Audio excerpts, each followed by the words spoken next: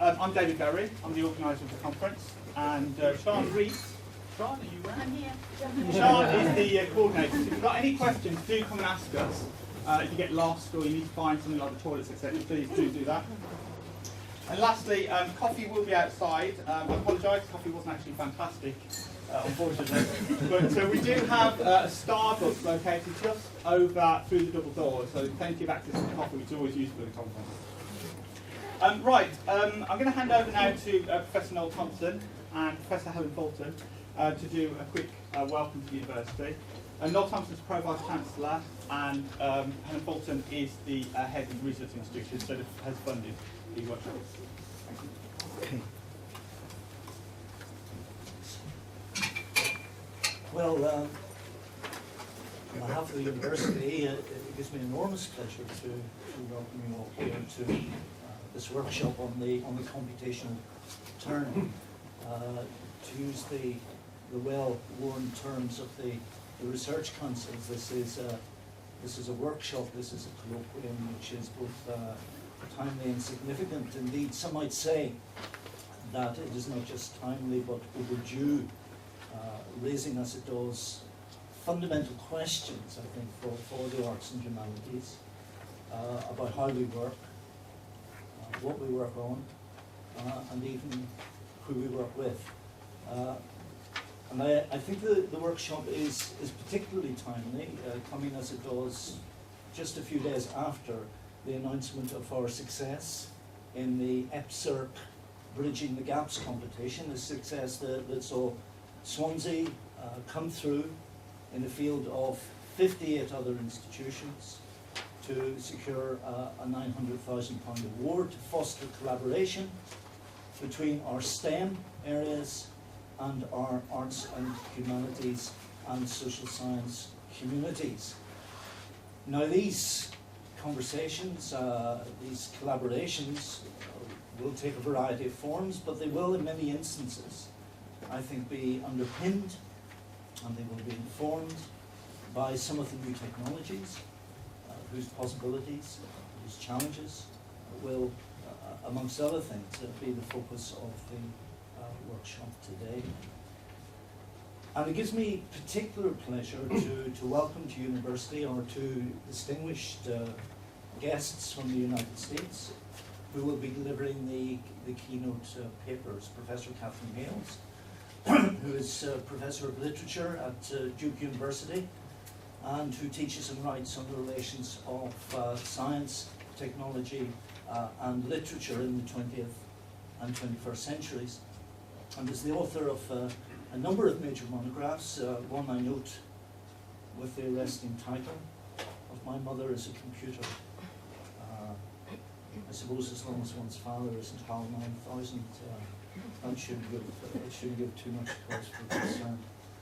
And Professor Lev Manovich, who's Professor of Visual Culture at the University of California, San Diego, and who has written a number of major works, major monographs, which touch on some of the themes of this colloquium today.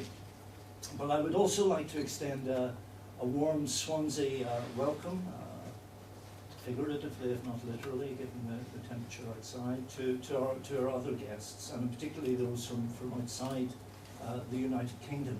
I know we have a truly international gathering of scholars today from Portugal, the Netherlands, Austria, Belgium, and France, as well as the United States. And I would like to pay tribute at this point to David Berry and others involved in the organisation of this workshop for bringing together such a formidable collection of scholars and such an interesting collection of papers. Now, unusually for me, I've done due diligence in reading the abstracts of the papers for the workshop. I say unusually because I have the privilege, if that's the right word, in my role as Pro Vice Chancellor, of launching a number of interesting colloquia, one recently on theoretical particle physics, another more recently on nanotoxicology. Now they are the dewest of diligence on the part of an historian yields very little by way of reward. But in this case, I find the abstracts fascinating, interesting. They were the kind of thing that I as an historian can engage with, and I've no doubt they're going to produce a lively, challenging, and in the best sense of the word, provocative workshop. I noticed in particular the quotation that headed the programme from Professor Hayles, which makes reference to the passing of the age of print and the need to rethink humanistic practices and values in the light of this. Views such as this will, I am sure, provoke some interesting exchanges during the course of the workshop. Certainly the arts and humanities do face unparalleled contemporary challenges, in part, I think, stemming from the methodological and analytical opportunities presented by new computer and computer-related technologies. But more generally, and perhaps more powerfully, from a world wedded to the notion of what is of worth and what is worth investing in, are areas of research activity which through their computational precision and the sophisticated computational modeling that high-performance computing increasingly allows, can deliver solutions to problems and products for markets which grow the gross domestic product.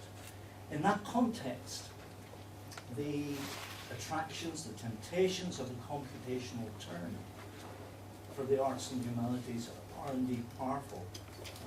For succumbing to them may allow us to embrace the methodologies and the machinery of the STEM areas, to talk their talk, to walk their walk, to show ourselves communautaire with science and engineering, and therefore in harmony with the spirit of the age.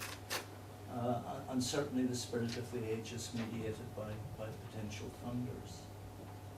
So at many levels, I think the attractions and imperatives of engaging with this agenda are compelling. Yet, in seeking so assiduously to calculate with precision the grains of sand, one may miss perhaps the world they're in. Though of course those of you who know their Blake much better than I, and that probably includes most of the people in this room, might opine that computer technology also presents the possibility of holding infinity in the palm of her hand, or at least on the palm top. But I think that's quite enough. I don't want to get in the way of the serious business of the day. Once again, welcome to this workshop, and to our guests, Croeso I Brifysgol Abertoy. I hope you have an enjoyable and intellectually invigorating day. I'm absolutely sure you will. Thank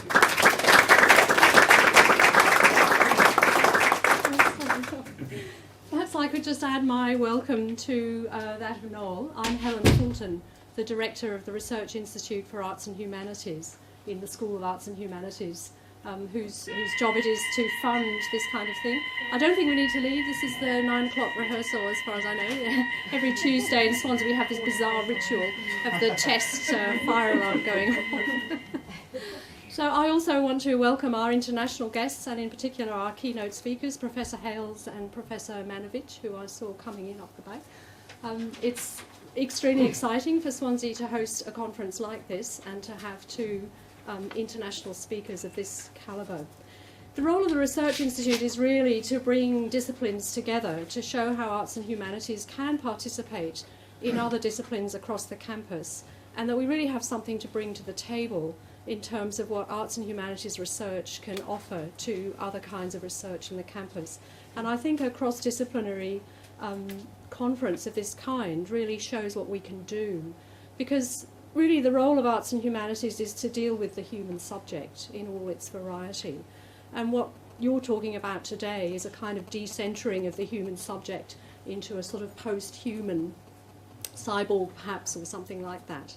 And that's really a way in which we can engage with other discourses of other research agendas. And it's very much part of my mission for the Research Institute to encourage that kind of dialogue and I'm really delighted that David Berry was able to bring together this very exciting conference. So I'm very excited about the day. I'm sure you'll all have a great day, and on behalf of the Research Institute, welcome again, and I hope you enjoy the day. Thanks very much, David.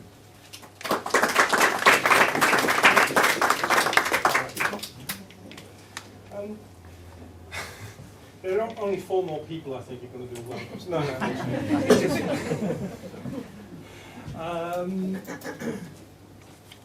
I'll be chairing sort of the first session and the second session, I think, as well. But obviously, sort of the most important sort of the keynote. Stand up, people Sorry. might not see you in the Sorry. I first came across, I think, Professor Hayles' work in the mid-90s, and I was using Chaos Bound and the Cosmic Web, I think, and working on the theme of literature and organisation studies. And I think looking around the room, just obviously faces I recognise as colleagues in Swansea, there are so many faculties and schools represented, which is in ways a tribute, well, to David getting us all together, but also this kind of work that's being discussed. Very briefly, sort of housekeeping thing, I think 45 minutes of talk roughly, and then we've used sort of half an hour for questions. So anyway, without further ado or further welcome, I invite Professor Hayles to give her keynote. Thank you. Well, I'm simply delighted to be here, and Lev and I were looking over the abstracts while we traveled from London to Swansea together by train yesterday, and we got so excited at the wealth of material that's going to be presented, and also at the urgency and importance of the questions that various speakers are going to entertain. So this morning, I'll be starting us off by perhaps reviewing and providing a little context for questions that I know other presenters will probably be exploring in more depth later in the day. And I'll also be showing some work that I and my graduate student Alan Riddell have been doing in terms of text analysis on a very difficult and highly patterned book. So without further ado, this is not my computer, and so I'm going to be a little bit klutzy with it. I got this number from Greg Crane, who asked the question, how many books would it be theoretically possible for any human to read in a lifetime? So assuming you started at age 15 and ended at age 85 and you read a book a day, we would have an upper bound for possible reading of something like 25,000 books. But of course, no one reads that many books. So we might say there's an upper bound of maybe 1,000 or 2,000 books that we have read. I'm reminded of the biopic on Derrida, where the filmmaker goes into his library. Walls are lined with books, as we might expect, and she says, "Have you read all these books?" And he said, "Oh no." He said, 3 or 4. and then he adds, "But those I've read very well." So that's sort of the paradigm of the humanities. The 3 or 4 books we read, we know extremely well. But if one then wants to look at an entire corpora of books, such as, say, 19th century fiction, we're faced with thousands of texts. And to be able to look at that kind of scale simply changes the nature of the questions that one would ask, as well as the kind of answers that one is going to get. One of the people who's written about this most interestingly, I think, is Franco Moretti.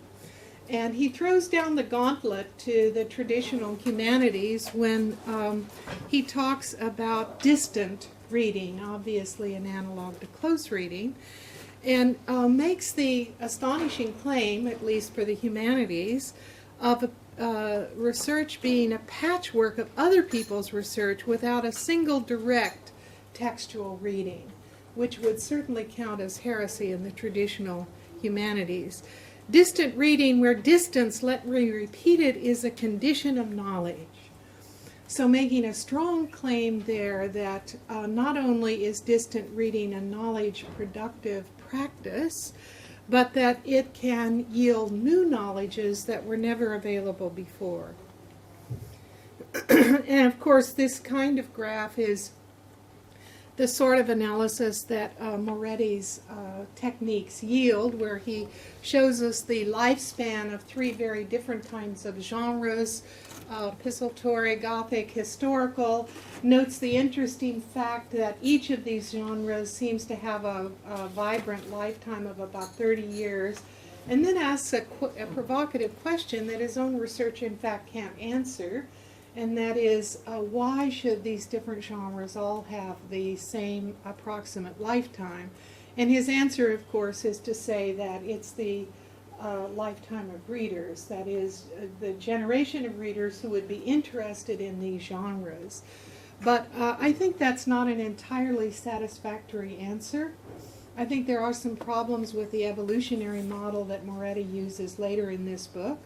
But it simply illustrates how these new methods of analyses can open up entirely new and provocative questions, even if the analyses themselves can't completely answer them. And I think Lev later today will be talking about fascinating patterns in visual material that are revealed through his large-scale data analyses techniques.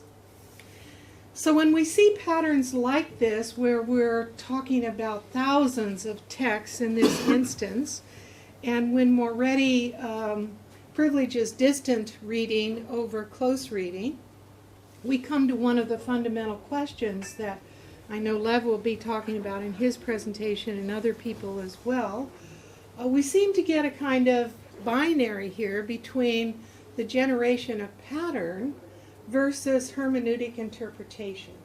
And the two don't always fit easily together, as when Moretti notices the pattern but has no really convincing interpretation of what that pattern means. To give Moretti his due, I think his chapter on free indirect discourse and how the shape and the conventions of the novel get modified in different cultural settings is absolutely brilliant. But still, that kind of binary between pattern and hermeneutic interpretation remains. My colleague Tim Lenoir at Duke, who is nothing if not a brilliant phrase maker, wants to shake the humanities out of their deep obsession with meaning.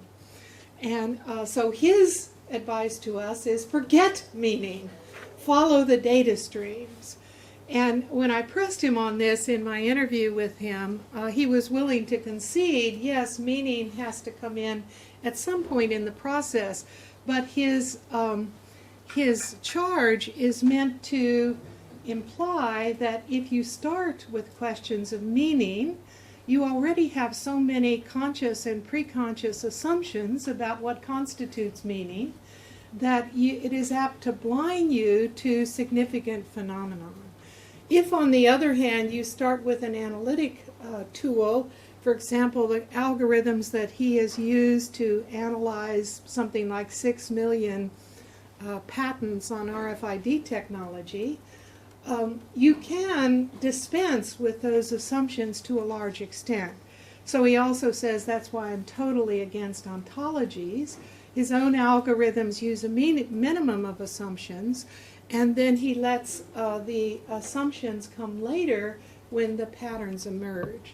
So that would be one of the strong claims for privileging pattern over hermeneutic interpretation, that it enables you to, first of all, make visible assumptions you may have that you're not aware of, and it also enables you to see things that you could not see if you started with questions of meaning already imbued with so many assumptions. But this kind of binary also raises the question then, is it possible to combine hermeneutic interpretation with the discovery of patterns? And as an instance of this, I would mention Tanya Clement's work on Gertrude Stein's The Making of Americans. And I have to confess, I myself have not read this work.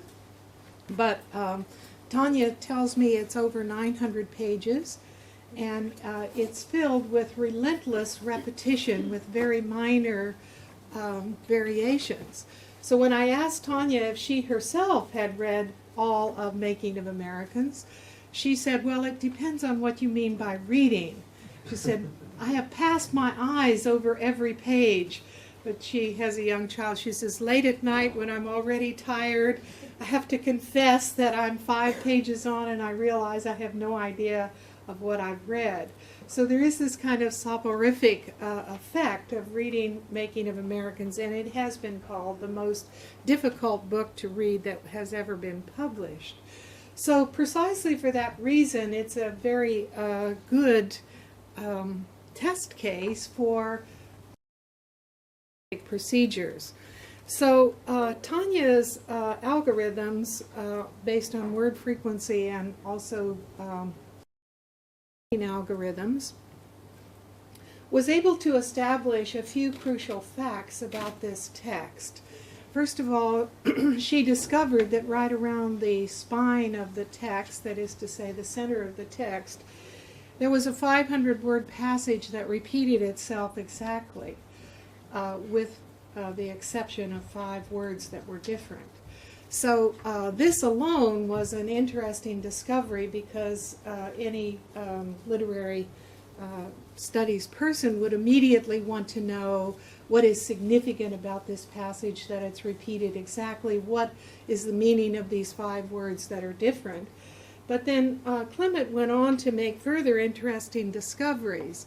So she was able to establish that the narrative of the text, such as it is, almost entirely disappeared by the middle of the text.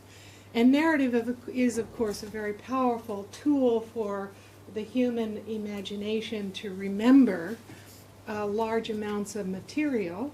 So with the disappearance of the narrative, it makes the text even more challenging to read. But Tanya's explanation for that, I thought, was particularly ingenious. That Stein's idea of character in the sense of persona was that character reveals itself through repetitious patterns with minor variations. So you come in the morning, you greet your office mate Joe, and how are you, Joe? Well, Joe's much like he was yesterday, with maybe, went out to dinner last night or something like that.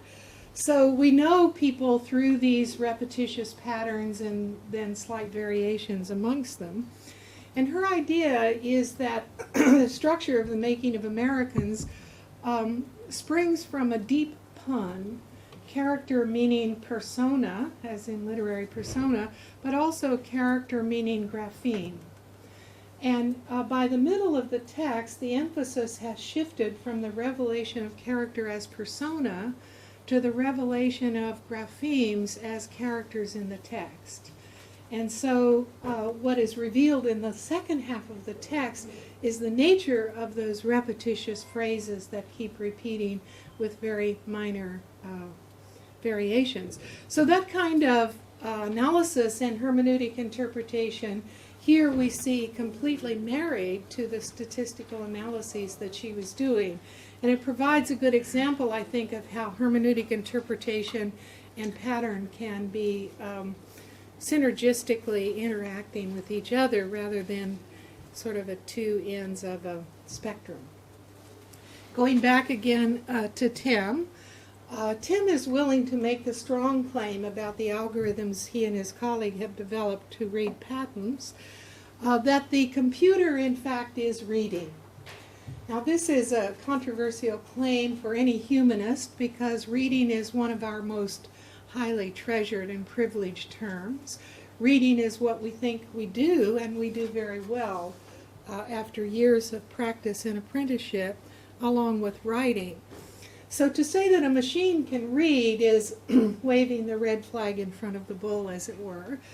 But Tim defends his claim in this sense, that since it would be physically impossible for any person to read 6 million patents, he argues that what we have here is a distributed cognitive system. That part of the cognition is inside the head of the person, part of the cognition is in the computer. And in fact, both of these parts of the distributed cognitive system are essential for understanding the questions that he wants to ask. Therefore, he argues, it's simply chauvinistic to privilege the human part of this cognition as the real intelligence of the system, the real reader, and that there's no philosophically sound basis on which to do that. That the computer is also a cognizer, a powerful cognizer, and therefore it is completely justifiable to say that the computer can read. So obviously what we have here is a deprivileging of human cognition as the unique source of understanding. We could talk about that kind of claim for a long time, but I think this move is typical of the sort of strong claim that the digital humanities and the kind of analyses, computer-enabled analyses, can claim a major position in the whole act of analysis. So now I'd like to turn to my own little test case, a micro-scale test case. Lev will be talking later today about macro-scale of 1 million manga and so forth. But here we're concerned only with a single text. Only Revolutions is the second major work by Mark Danielewski. His first work was House of Leaves. May I ask how many people here have read House of Leaves? Danielewski needs a press agent in Swansea or in Britain. It's a brilliant work, House of Leaves, and it was a kind of dynamite bestseller. And it was so engaging despite its profundity and difficulty that literally thousands of mostly young people have contributed to the House of Leaves website, working out various puzzles and problems that the text poses. So these are formidably difficult texts, just loaded with all kinds of puzzles and puns and allusions and so forth, extremely difficult. And if House of Leaves was already a very difficult text, Only Revolutions was quantum leap further up in difficulty. So technically speaking, Only Revolutions is an epic style free verse poem, at least part of it is, although the publishers, probably for sales reasons, want to call it a novel. But whether or not it is a novel, I think, is conjectural. And it's a two-faced text. It has two beginnings, one at one end of the paper text and the other at the other end. And they're reversed 180 degrees to each other. So this is what the title page looks like. One narrative is centered on Sam, a 16-year-old male. And the chronology that accompanies his narrative runs from 1863, the middle of the Civil War, to 1963. The other protagonist is Haley, a 16-year-old girl, and her narrative runs from Kennedy's assassination in 1963 to 2063. So logically, Sam and Haley could never meet since their chronologies don't overlap.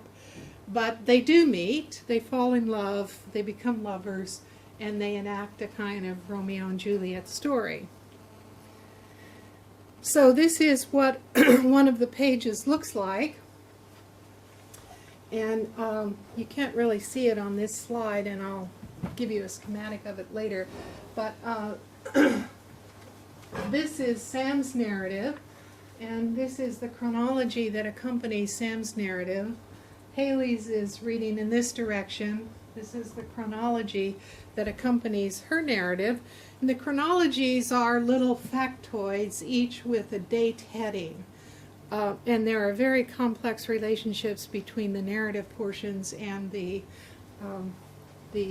chronologies. The page numbers are indicated in this circle, and they're inverted to one another. So page 241 on Sam's narrative is 120 on Haley's narrative. And the publishers, ventriloquized by Danielewski, recommend that you read this in 8-page segments. So you read 8 pages of Sam, turn the book over, start from the other end, 8 pages of Haley, and so forth. So if you look at a page spread, you get this kind of schematic. So we get Haley's narrative, but notice Haley's narrative is on the left side, and when it continues on the page spread, it's on the right side. So that means that the chronologies here are back to back. Same with Sam's narrative, that this would be upside down relative to Haley's. And the text has an enormous amount of constraints on it. So Haley's narrative is 180 words. Sam's narrative is 180 words. All of the significant numbers in the text are factors of 360. So this idea of only revolutions is enacted physically in the text as you turn it over to read the other narrative. It's enacted in the numerical schemes of the text, and it's enacted in many other ways. So this just gives you an example of the elaborate symmetries that exist between the two narratives. Sam's narrative spells out Haley and Sam looking at the large capital as you go through the octets. Haley spells out Sam and Haley as you go through the octets. You can see the matching of the different lines of the poems, and in fact when we did a frequency analysis of words in Haley's narrative and words in Sam's narrative, they came out with astonishing similarity. I don't think, in fact, Danielewski was doing that kind of frequency analysis when he composed it. I think it comes from the constraints of matching up the narratives in this kind of way. So in addition to the narrative, as we go along, the poem also has these database elements where we get essentially catalogs of these different categories. Automobiles, every time it's a road trip kind of narrative, every time they start a different segment of their narrative, they're driving a different automobile. One reader of the work has suggested that the fact that they go from automobile and automobile and automobile may indicate this is a many worlds quantum phenomenon, that they keep splitting into different realities. Someone else has suggested, well, they steal these cars, but I don't buy either suggestion, because I think the poem is not bound by strictly realistic guidelines. It's bound by its Aleppian constraints. We get categories or catalogs of plants, animals, gems in the bracelets they wear on their left wrist. And we also get databases in the chronologies. So Danielewski sent an email to the thousands of contributors to the House of Leaf website and invited them to contribute their favorite plant, their favorite animal, but also a historical event that they thought was significant. And those found their way into the chronology. And then the vocabulary of the narratives are appropriate to the chronology time listed in the margin of the text. So if we're talking in 1863, Sam will use slang appropriate to 1863. If Haley is talking in 1973, she will be using slang appropriate to 1973. So we get this kind of entailment of the vocabulary and the slang at the same time.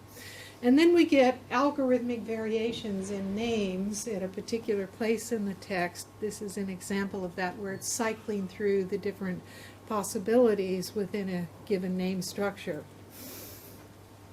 So then we do get this infusion or contamination of narrative by database elements. And there is a contrast in the text between the particularity of the database elements, a particular plant, a particular car, and the universality of the narrative.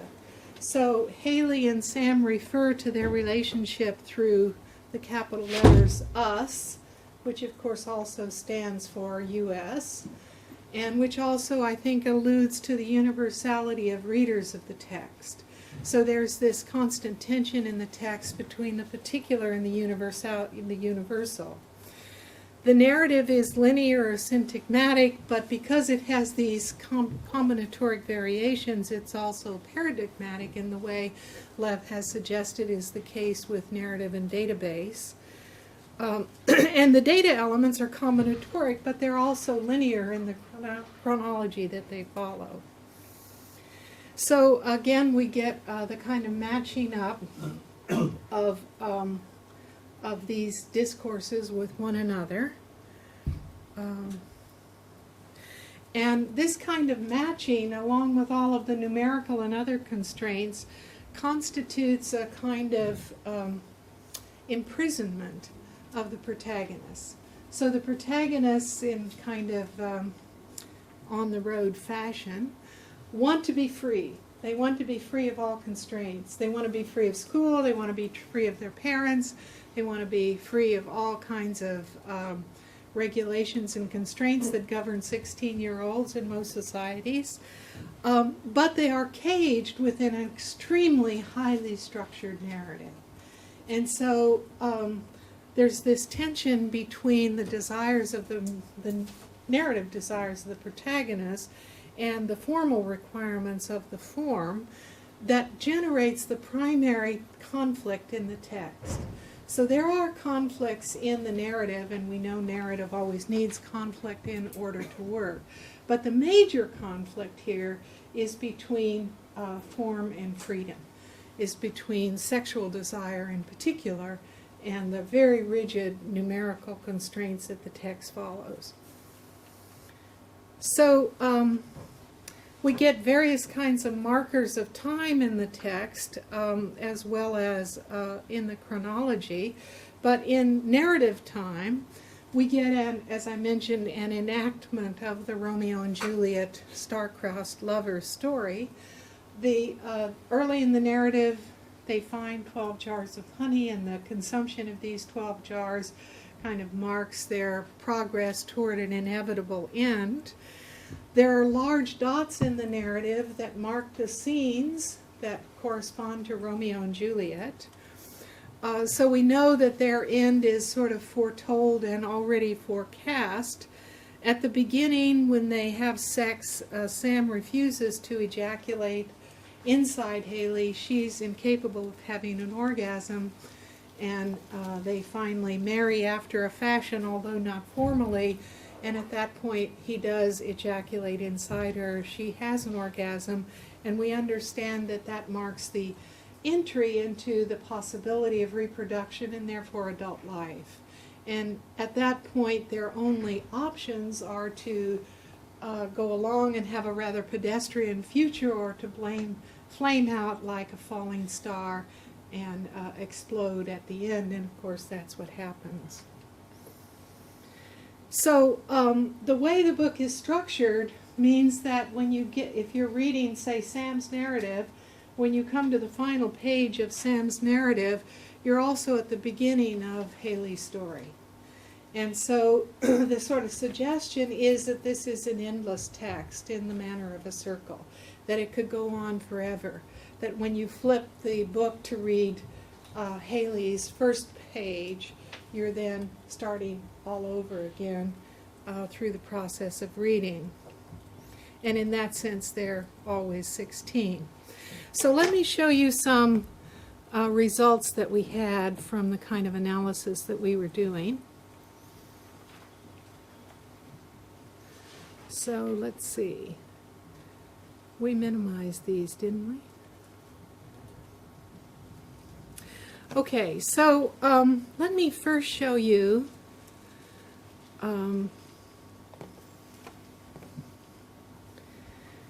these are the end pages of the text.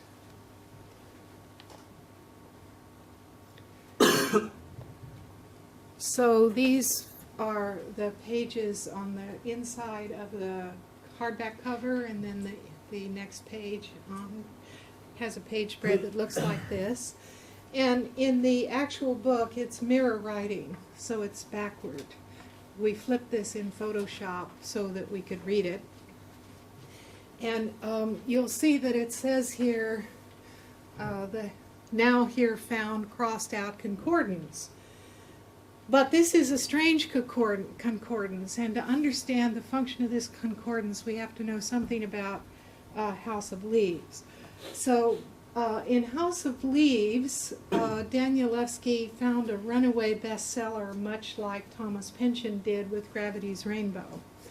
And for a young, relatively young writer, you write your first book, and it's this massive hit. It sells millions of copies. You get hundreds of thousands of devoted readers who think you're, next to God. What do you do for your second book? Well, in the case of Pynchon, we know it took him 14 years to publish his second book.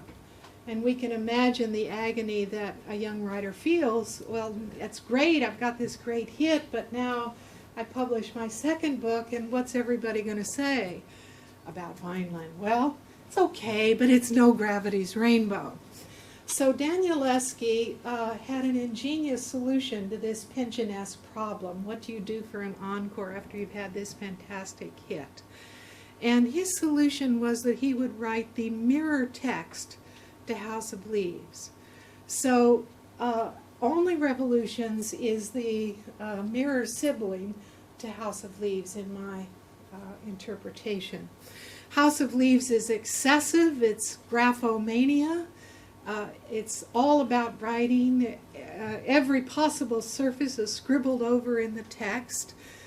Only Revolutions is a poem, not a prose novel. It is highly constrained in every sense. So instead of prose, we have poetry. Instead of excess, we have tight constraints. But the symmetries go beyond that. House of Leaves has certain topics that it obsessively returns to and interrogates in all of its 700-page glory. Those obsessions appear in mirror writing on the end pages. So each of these end page forms, ellipses, circles, and so forth, are an ideational cluster that is crucial to House of Leaves. But that ideational cluster forms as a constraint against on what can be said in Only Revolutions. So what was obsessively present in House of Leaves is absent in Only Revolutions. So in my reading of those clusters, an analysis of those clusters, I see, okay.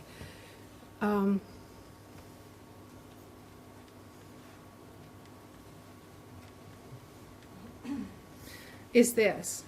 So House of Leaves was all about very complex and sort of Oedipal family relationships. There are no kinship markers in Only Revolutions. No mother, no father, no siblings, and if you look at the ideational cluster on kinship, even DNA is prohibited because of its association with kin. Even though Only Revolutions had to be written in a digital medium because of its complex symmetries and constraints, whereas House of Leaves is full of media, photography, typography, signal flags, every kind of media you could imagine, there are no media, inscriptive media, in Only Revolutions. In House of Leaves, the protagonist, Johnny Truitt, is constantly talking about his writing process and other writing processes.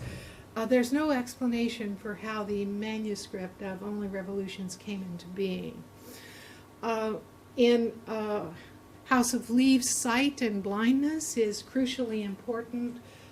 One of the main narrators, Zampano, turns out to be blind. But there are no sight lines in Only Revolutions, and there are no references to sight. Then one of the most difficult constraints, House of Leaves, is all about obsessive interiority. This mysterious space opens up inside an ordinary suburban house, and when it's explored, it turns out to be older than the Earth and of a diameter greater than the solar system. So it's an impossible object whose inside is greater than its outside, and the whole drive of the text is toward this interiority. In Only Revolutions, any word connoting inwardness is forbidden in the text. And we'll see some examples of that in a moment, and so forth.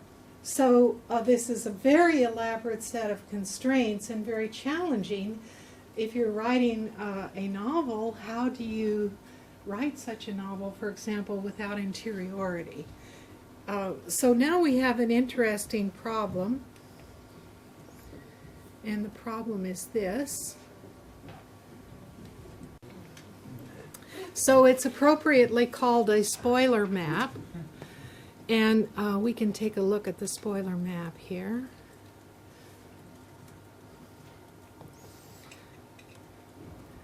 So this has many interesting things on it, some of which I already knew.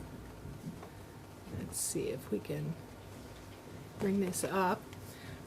You'll notice we'll get it in zoomable fashion in just a moment. So we have this large section of the poster here. Right above that is the phrase Nick's list, but there's nothing on the Nick's list.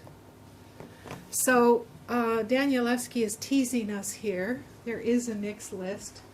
The Nick's list is supposedly composed of the words that should be in the text but aren't in the text. But he's not telling us what words should be in the text that aren't in the text. He's blocked that portion of the spoiler map out. Well, we're not about to be defeated by tricks like that. So we will just do our own analysis. Oh, sorry, we've closed up everything here.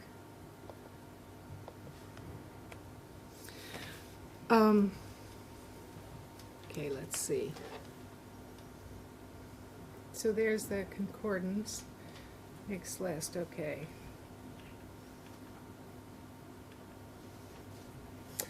So what we did was to take the Brown University corpus of 1,000,000 words and compared it with all of the words in Only Revolutions. And from that we got some chi-squared values, and as you know, if chi-squared is greater than about 7.9, there's about a 99.5% probability that the results are not random. So it's a measure of the surprisingness of the results. So here's some typical results. In is one of the prohibited words. In the Brown corpus it appears out of 1,000,000 words 21,000 times. It never appears in Only Revolutions. And we get a chi-squared value of over 1,000. The word or. I think or is prohibited because it's the standard abbreviation for Only Revolutions. So House of Leaves has a mise en scène in it where a character is reading House of Leaves, but or is prohibited because no character in Only Revolutions could read Only Revolutions. That's a prohibited move. So in the Brown corpus it's 4,000, never appears in Only Revolutions. C, I mentioned sight, appears 775 times in Brown, 0 times in Only Revolutions. Say, 500 times in Brown, 0. And then if we can go back to the spoiler map.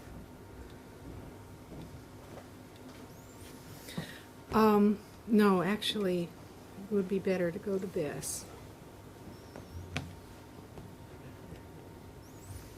So if we go back to the zoomable, well, maybe you can see it. I don't know if you can read up there where the cursor is. There's a little circle of words that says neither, nor, seem, than, they. None of those words appear in Only Revolutions. So it's one of the small category of words that have to be on the next list. But there's hundreds of others that we can find through the kind of textual analysis we were doing.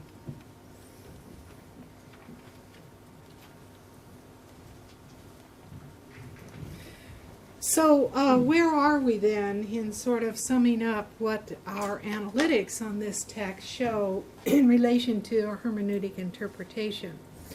This kind of analysis certainly gives us a much better idea of what the missing words are. We're given a hint at that in the spoiler map. We're given many more hints in the clusters on the end pages. But now we can actually identify whole lists of words that one would expect to find in this text and that aren't there. A section that I didn't show you also maps out the route of the road trip for Sam and for Haley. We can see that they're not exactly the same, and we can see all the geographic points on there identified in our analysis. When we do a category analysis of the plants, the animals, the cars, and the gems, one thing that that category analysis shows very clearly is that the cars are all chronological. So you start with the earliest cars, and then you go on to the latest ones. That's hard to see in the text. I think we do sense when we read the text that the plants speak for Haley or with Haley, the animals speak for Sam or with Sam, but when we do a category analysis, we see that very graphically and clearly. And then finally, the frequency analysis that I mentioned underscores these symmetries between Sam and Haley. So what then does our analysis contribute? It contributes visualizations of important parts of the text, like the routes that they take. It contributes a much more precise sense of the chronology. Most importantly, I think, it fills in the next list that we are forbidden to see on the spoiler map. So the upshot is not unexpected, meaning and analysis go together. Also that in the text itself, narrative and data interpenetrate in the ways that I've talked about, but they also interpenetrate in the way that we did our analytics. So with that, I will conclude, and thank you for your attention.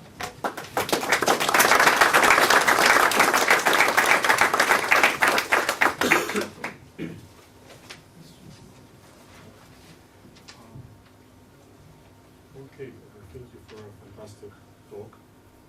So I think at the beginning of the talk you pointed your finger towards what I think is maybe one of the key questions behind this enterprise, which Helen does, which is what is the connection between patterns that we find and meaning. And in the second part of your talk you really demonstrated using a particular example of how we can interpret patterns. But my question is, I mean, you've done it very brilliantly, but using, let's say, the singular literary work, right?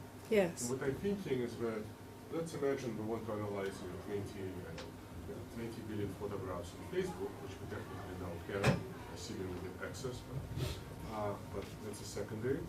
And so what we're going to find is thousands and thousands, or tens of thousands, of interesting patterns. So we now have, once again, the problem of scale. Right? The first problem of scale was how do we analyze it? Okay, we throw computers at it. But now how do we interpret, right, these thousands and thousands of patterns which we find? What just occurred to me a second ago, that ultimately maybe the only way to do it is to define some kind of function, like interestingness function, which will instruct software to show us, to rate these patterns and to show the patterns which the software thinks will be most interesting to us and most meaningful. But when you try to go define this function, right? But ultimately, I mean, that's the secondary thing. But I guess my question was, what you just demonstrated so well, but what's going to happen right, to our desire to interpret patterns and give meaning, and you can now find huge amounts of patterns Yeah. on large scale. Yeah, and of course, Lev in his talk, I know since I heard a preview of it yesterday, will deal with exactly this question. And I would say this about that the patterns that we were finding in Only Revolutions were without question designed by the author. So in a sense, it's no surprise that the patterns reinforce the hermeneutic interpretation.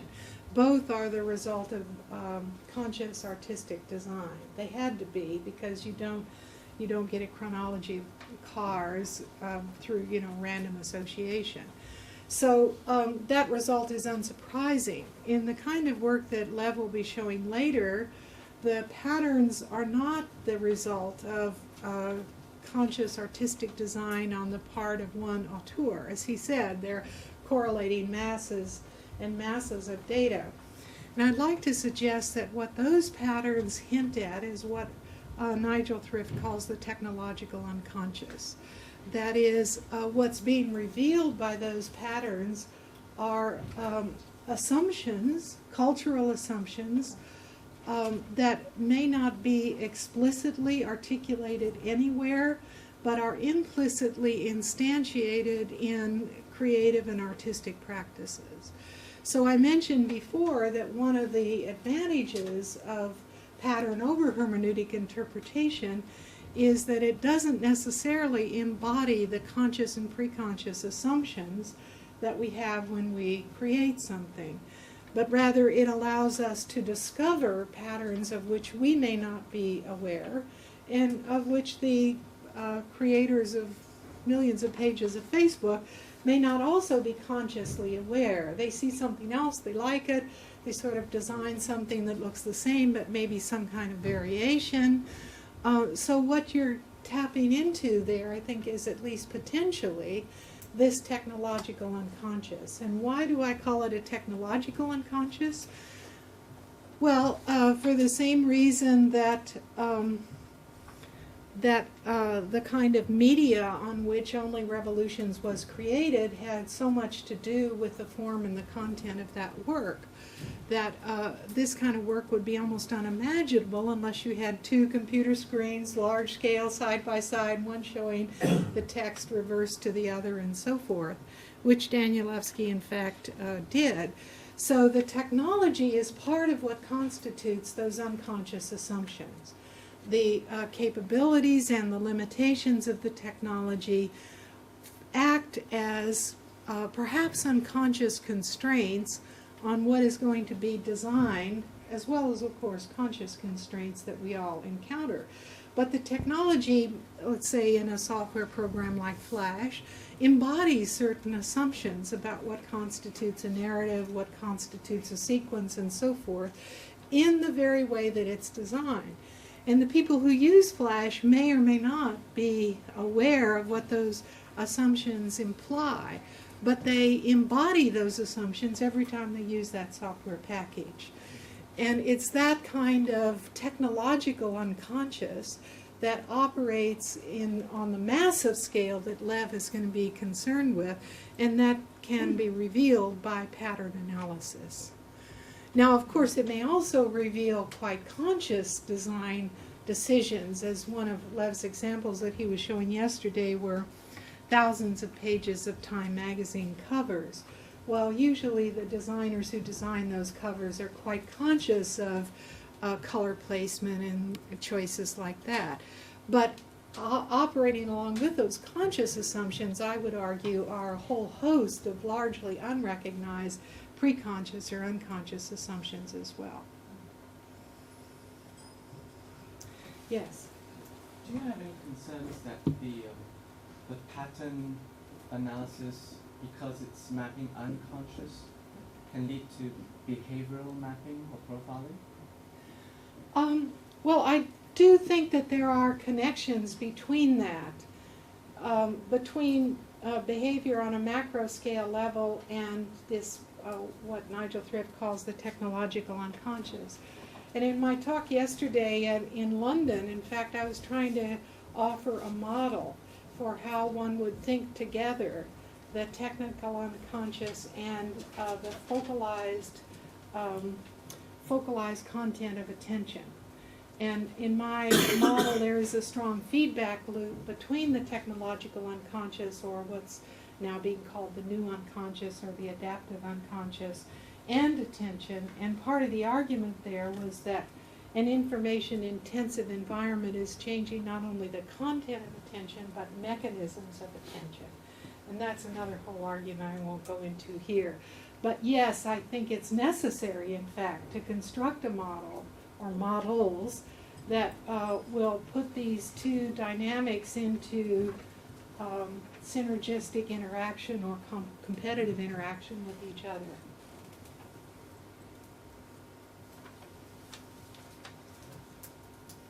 Yeah.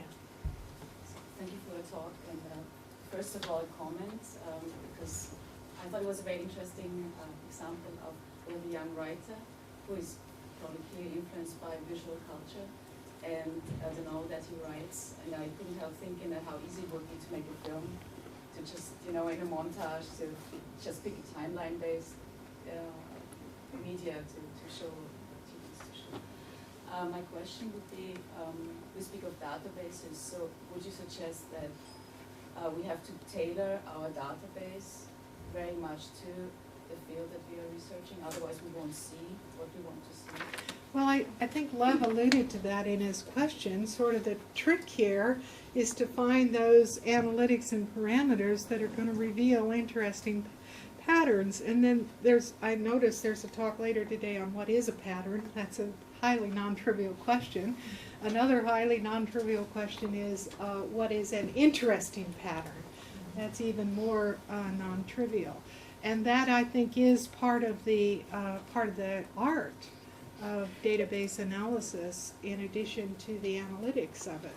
So we already had preconceived ideas about what analytics might prove interesting with this text, but still we found things we hadn't necessarily expected by it.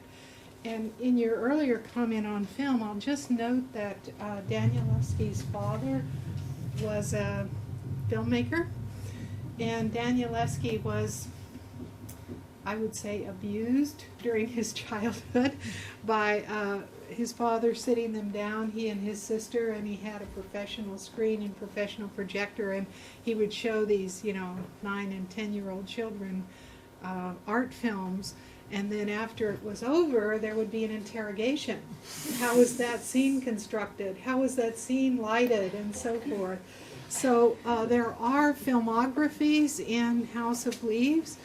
And I believe I mentioned the text is riddled with Oedipal dynamics. I think there is a kind of Oedipal generational conflict being worked out in that text of film versus print novels. And Danielewski has said in interviews that the novel can do anything, print book can do anything that film can do and do it better. And so there are certain ways in which Danielewski adapts the pacing of this novel. Filmic visual techniques. He's using visual as well as verbal techniques. And he has had multiple offers to option House of Leaves as a film, because it does pose as that schlocky genre of the horror novel, so it could presumably be made into a horror film. And he has resolutely turned all of these down. He is committed to the print book, and it's not going to be a film, it's going to be a print book. And I think the same is true of Only Revolutions. It's a little more difficult to think how you'd make that a film, but I'm sure if he were offered film options, he would turn them down with the same amount of resistance. I would like to go back for a moment to the idea of technological unconscious. And that reminded me a bit of Derrida's idea, or quite old idea, that in his text where he asks what if Freud had email, the fact that he thought that psychoanalysis would be different if Freud had access to what we have now in terms of emailing. And so his idea that our medium always shape not only the form but the content of our knowledge. And he thought that deconstruction was a good method for uncovering these unspoken assumptions. So I was thinking, I don't want to pitch deconstruction against cultural analytics, this is not the point, but I was thinking, looking for patterns, do you think you do it better? You uncover technological assumptions in a more precise way? How is this different from that kind of deconstructive reading in mind? Well, it's interesting that in cognitive science, neuroscience, and some branches of psychology, there's now this idea of the, quote, new unconscious. And the new unconscious, or the adaptive unconscious, differs from the Freudian unconscious because it's seen as a more positive cognitive function. It does not consist of repressed or suppressed material. They're not denying there is suppressed or repressed material, but that's not what they're focusing on. And there's a significant body now of empirical evidence showing that the unconscious in this sense participates in setting priorities, in determining goals, in determining a wide spectrum of cognitive activities that we usually associate with the conscious mind. And most importantly, what this work shows is that the adaptive unconscious is in continuous and dynamic interplay with the consciousness. And so it's we can be affected by technology through the consciousness, through our consciousness, no question. But what this work suggests is that there are other avenues of effects, and that the adaptive unconscious is a powerful circuit or route to cognitive determinations through things like embodied practices, massing material and perhaps subliminally determining patterns that the conscious mind is not aware of. And so now what we get a sort of picture of is a background-foreground kind of dynamic where the foreground is attention or focus. The background is this adaptive unconscious. The adaptive unconscious plays a positive and constantly dynamic role in interacting with attention. And so we get a kind of different model for how technological infrastructure affects cognitive thought in general. And I think it's a really interesting and a powerful model, not least because it allows for the unconscious detection of pattern, but it also allows for embodied interactions that interact now with the focal attention through this medium of distributed cognition within the body.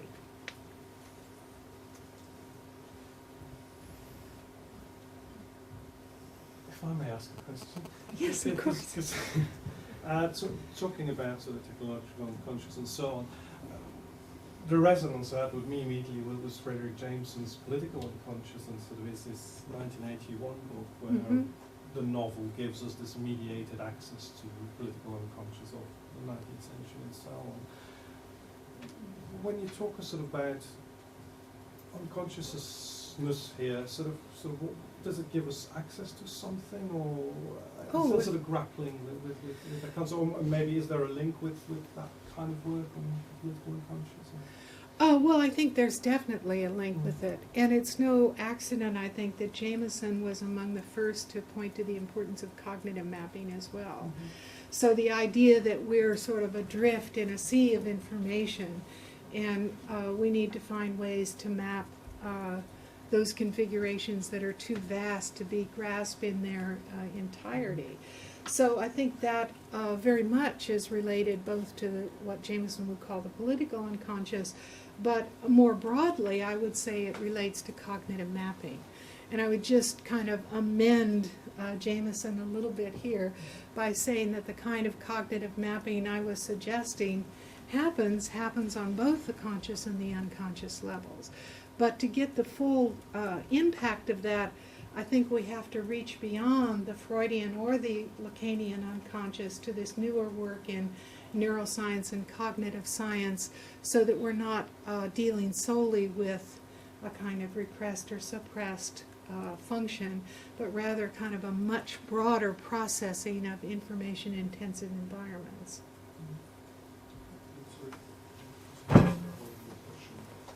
So So my question is about the term unconscious, right, and the assumptions which it brings in. And I think I slowly understand like the theory since I put a couple of talks, and obviously it's very productive.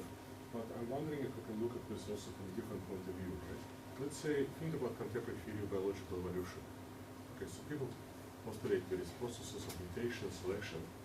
You know, and then after billions of years, you get 100 million species. There isn't really some kind of unconscious way, right? It's basically lots of small-scale processes, right? Almost like kind of, I wouldn't say it's emergence because we don't want to throw this word around, but it's a kind of lots and lots of interactions, right? Between environment, genes, etc., and then we get this variation. So if you think about, let's say, Facebook, right, and they have, I don't know how many millions, or let's say 300 million pages.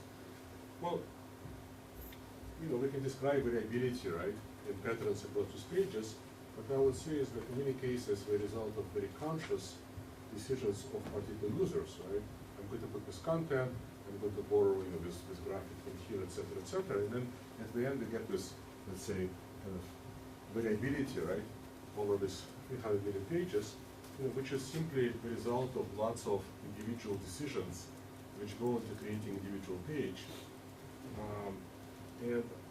And to me, this is maybe a different model, a different metaphor. We have lots of little interactions, and basic limitation, right, which Tardy said is one of the principles of social life. Whereas to me, like the image of unconscious, I kind of think of it as an underground ocean, which is right, dark force. So maybe I just simply don't understand exactly what you mean by the term, right? Right. I think this is my question, right? Yeah, I do. And I think that's actually a really good question. So I'm thinking here of that picture that was on Time magazine of the new Eve. You remember, you probably saw it, where this new Eve is created by averaging thousands and thousands of human faces. And it turns out that the face that most people find most attractive is the absolute average face. That insofar as people depart from this absolute average, then they're perceived as less attractive. So how is it, what mechanisms can account for this? That as each individual finds, the same face irresistibly attractive over other possible faces, that's the result of thousands and thousands of individual decisions, but it has a strong centering point, and what accounts for that centering point? Well, you would have to, I think, account for something like that by unconscious processing. There'd be the only way that could happen. It isn't just the cosmetic industry or this or that that's presenting us with this vision of beauty. Rather, these cosmetic industry is instantiating what we already have as an unconscious assumption of beauty, and that tends toward the absolute average. So we know humans are very, very sensitive to faces, and they register quickly minute differences in faces.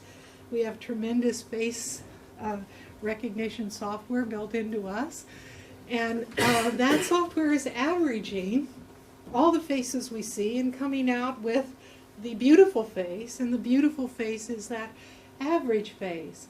So I would say these decisions, each of which is individual, nevertheless can, in the mass, hone in on some unconscious process.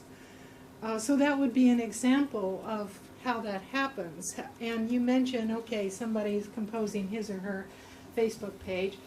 How do they arrive at the Facebook page they want? Well, partly that's through conscious design decisions, but there has to be an unconscious component of that too. They have a model in their mind of what a Facebook page looks like, averaging all the Facebook pages they've seen, and maybe varying that in some degree or so forth. But there has to be a strong unconscious component of that as well. Maybe all I was trying to say is that I think I completely agree with you 100%. But I think what's important for us is not to think of unconscious as like some kind of big collective unconscious, right, archetype, but it's millions of individual unconscious which are interacting. And the reason we get the impression of a deep collective unconscious is because of the similarity of those experiences.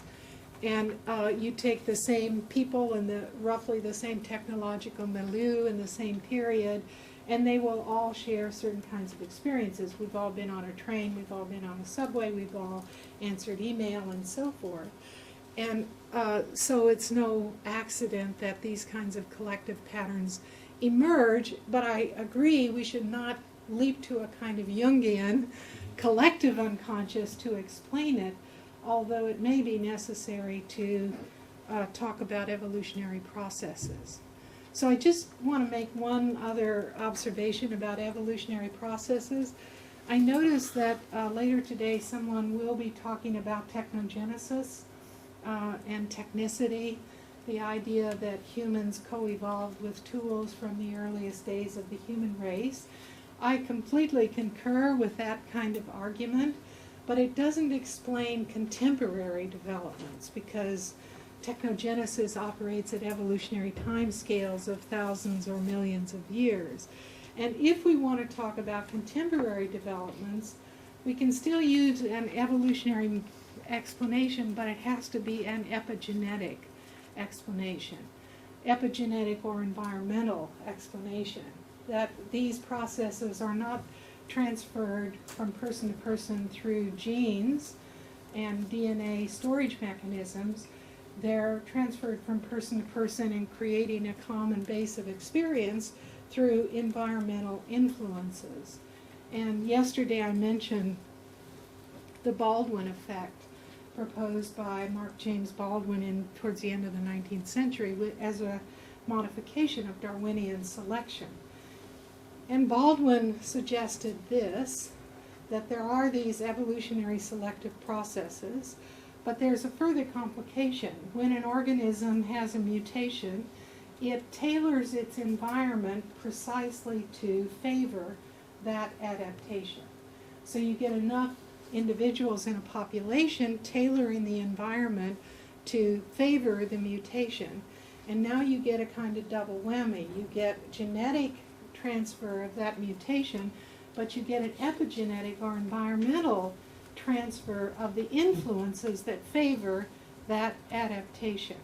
So one of the epigenetic influences I was suggesting happens in an information-intensive environment, happens through a process known as synaptogenesis, where an infant is born with more synapses than he or she will ever have again in his life, and those synapses are pruned in response to environmental stimuli.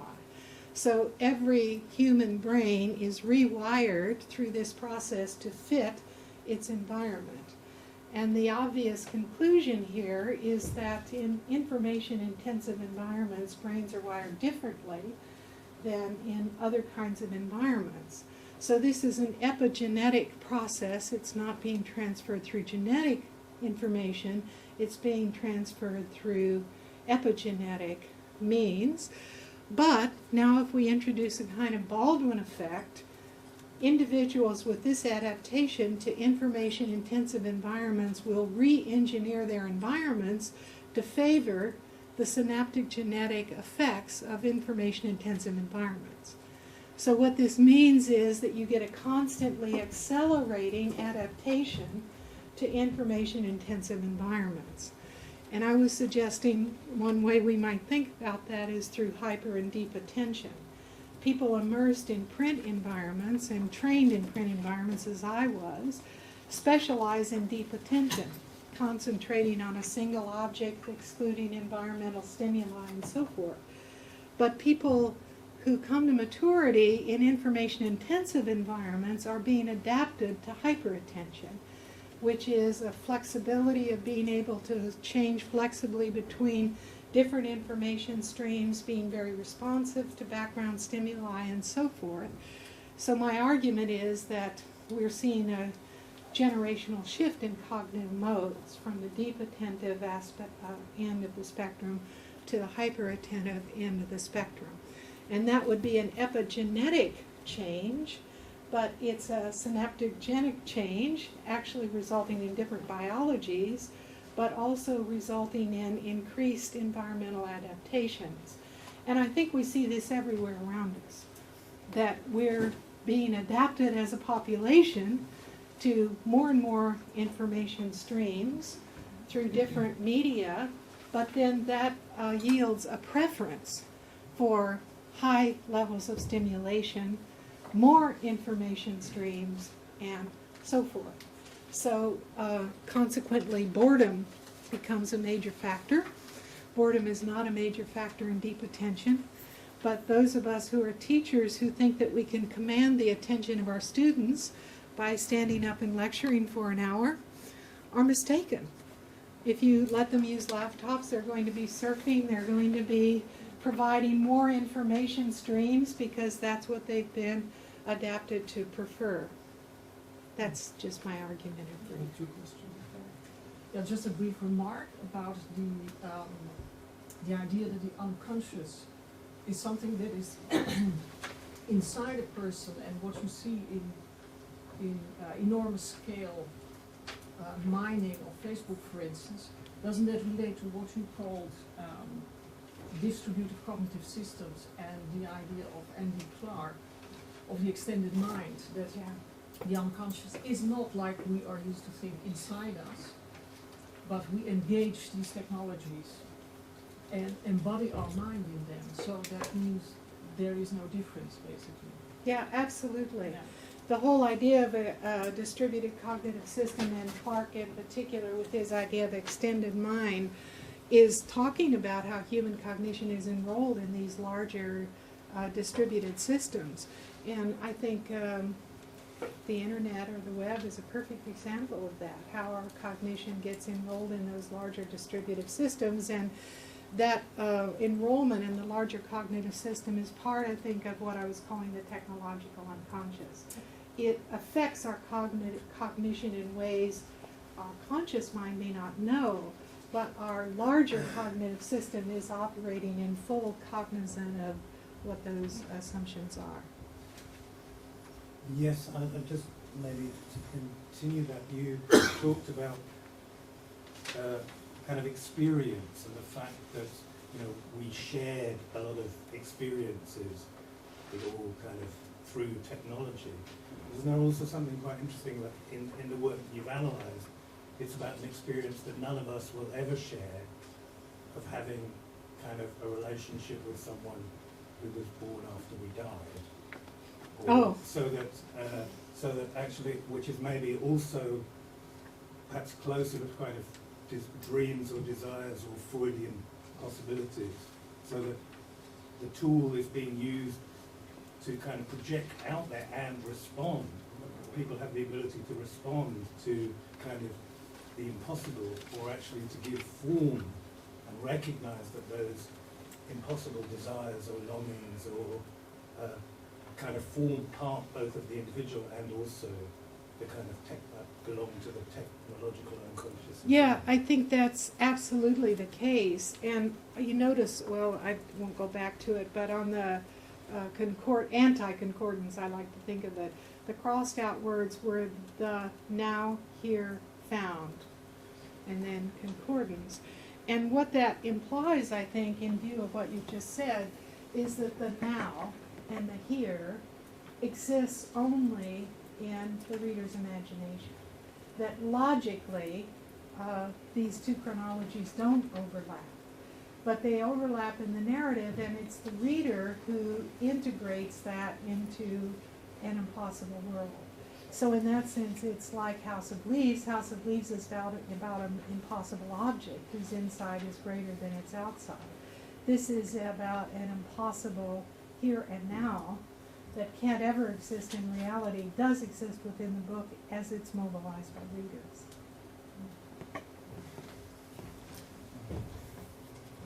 Well, I just thought I got the sense, I wasn't familiar with this work, but I got the sense it was like